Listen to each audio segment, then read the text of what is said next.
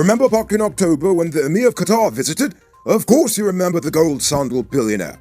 Well, it looks like the meeting has already paid off. Last night, a Qatari Air Force jet touched down at the Teddy Jargan International Airport with a field hospital to treat Rona patients. The mobile hospital will be set up in the compound of the Rona View Hospital at Liliendal. The facility would accommodate 60 beds and is equipped with air conditioning, respirators, generators, ventilators, monitors, and other necessary equipment to treat critically ill patients. So, good for us. The government has just slapped BK International and its insurance company Nafico with a multi-million-dollar lawsuit for breach of contract for the construction of the Yarracabra Secondary School. The state is seeking payments for damages, refunds, and other sums owed totaling over 717 million Guyana dollars. The previous government signed a $826.7 million contract with BK International in January 2020 for the construction of the state-of-the-art school. However, the contract was terminated in November of last year after an assessment found that only 5% of the school was completed when it was expected to be ready by March 2021. Hence why this government is now pursuing the owed funds. After vehemently denying that he ever received gold jewelry paid for by taxpayers, Plato has finally admitted that his story was about as straight as his eyesight. He defended himself by pointing out that the practice of gift-giving to politicians is not new and that he just assumed that anything they gave him while he was minister was properly paid for. But, not to be left out, it looks like his junior minister, Annette Ferguson, also got a piece of this action too. The Civil Aviation Authority spent over 200,000 Guyana dollars on 2 pieces of gold jewelry from King's Jewelry World for her birthday in 2016. Now it's time to tell you about Best Buy's car of the day.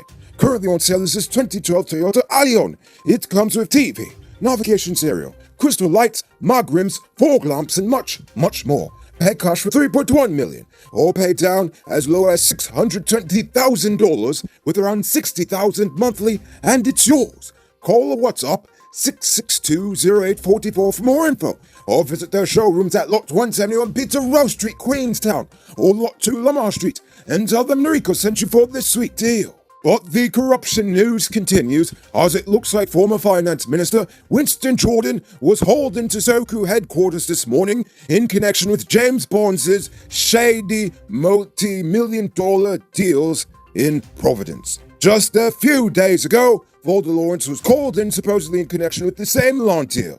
We'll let you know what develops of both situations. Continuing with our stories of government waste and corruption, according to the Public Accounts Committee, the Public Works Ministry has yet to receive 3 mobile motion scales it purchased in 2016, valued at over 72.2 million Guyana dollars. Well, as it turns out, the company had only shipped 2 scales, which are still in La Parkin storage barn. The ministry has made multiple attempts to contact the supplier in Jamaica, a company by the name of NevPro Realization Limited, but it was to no avail. According to them, it looks like the company just fell off the face of the earth. Anyway, the Attorney General and the Ministry of Foreign Affairs are now coming together to figure out just who they gotta sue to get us our goods. The 3 motion scales were sourced to be placed in sections of the nation where roads were prone to damage by overweight vehicles.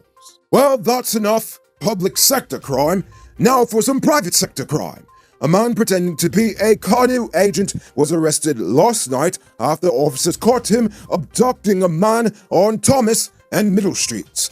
According to the victim, the man claimed to be a canoe agent and told him that he was to be taken to the Brick Dam station for narcotics possession. The suspect then attempted to force the victim into a car, but to no avail. However, the man drove off without the victim after spotting a nearby police patrol. A short chase ensued with the police, and the suspect was captured. While they were booking the man at Brick Dam, another victim making a police report identified this particular character as someone who attempted to rob him as well. Great news for those of you who are still looking for an affordable smartphone. the sale has been extended. Get the Logic L60 for just $20,000. It comes with 1-year warranty and free digital Prime bundle. Available at Cellular Plus in the City Mall, Starbrook Square, and Sunday opening at Massey Providence and Massey Turkine. Don't miss out. Around 4:30 this morning, 29-year-old hire car driver Andre Joseph was killed in an accident at number 23 Village, West Coast Berbice. According to reports, the two hire vehicles collided head-on at a double bend on the public road. 2 passengers and the driver of the second car, 39-year-old taxi driver Collis Johnson of number 53 Village, were injured in the impact, and they were all taken to the Fort Wellington Hospital. However, Joseph was pronounced dead on arrival. It's now time for today's Runa Report. Today, the nation recorded 65 new cases. There are now a total of 170 persons who have died. There are now 7 persons in the ICU and 543 persons in home isolation. Now, the total number of cases in the country is now 7,015. So, please, people, wash your hands frequently. Avoid touching your nose and mouth, and mask up before you leave the house. When you do leave home, try to avoid enclosed spaces and large crowds. And remember to give 6 feet of space between you and others. Now, let's take a look at news in the region and around the world. It turns out that Exxon doesn't have to be too shy about its dry hole streak in Guyana, as it looks like Australian company BHP Billington is experiencing the same chafing in Trinidad. The drilling company said that neither oil nor gas was found in the offshore well, and it was plugged and abandoned. In its operational review, the company said it drilled 2 wells. One encountered hydrocarbons, while the other was a dry hole. In total, BHP is expected to drill 5 production wells, with capacity to produce up to 16,000 gross barrels of oil per day and 80 million gross standard cubic feet of natural gas per day. Too many terrible drivers on the road. Don't be one of them. Book a beginner driver's course with fast learners. Forget asking your relative to teach you. They will haul upon you like you's a dog. Fast learners are professional and make it easy for you to learn with less anxiety. Call them now on telephone number 690-6868 or follow them on Facebook at Fast Learners Driving School. After 4 years, the reign of Donald Trump has come to a close. After vowing to uphold and defend the Constitution of the United States, Joe Biden has officially been sworn in as the U.S. President. His oath of office was administered by Supreme Court Justice John Roberts. He makes history as the nation's oldest elected president, while his vice president, Kamala Harris, is the first woman and Douglas to take up that position. The ceremony was held under intense security amid fears of another attack from Trump's minions and, of course, the Rona. So, congratulations, America. While your leader may have changed, I'm sure the imperialism never will. And now for our weird news story of the day. A Toronto woman who has used the same lottery numbers since they came to her husband in a dream 2 decades ago finally scored almost $50 million in a jackpot with them. Dang Paver told Ontario Lottery and Gaming Corporation officials that the numbers she chose for the December 1st, 2020 Lotto Max drawing were the same ones she has used for lottery drawings since her husband dreamed about them 20 years ago.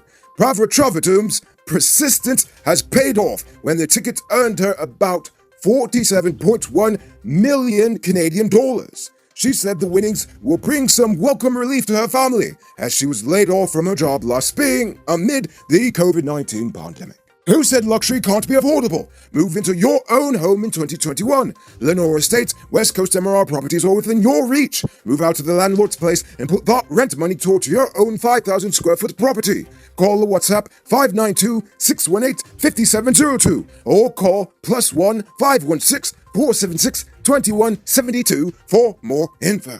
Moving on to our Uncut News viewers poll question of the day.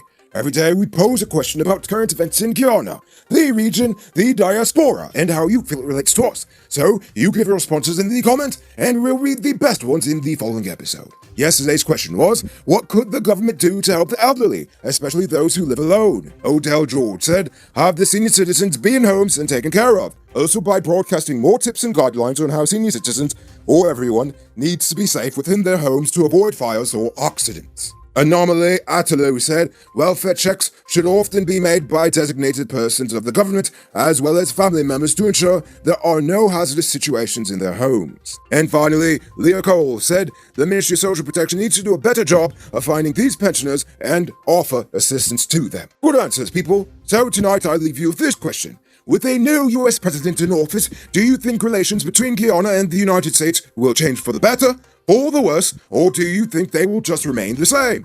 Think about that question and tell us in the comments below. If your response is good enough, we just might feature it in Thursday's episode. Anyway, that's all the time we have for tonight. Check us out tomorrow for another. Until then, I'm Noriko Bulford saying good night, folks.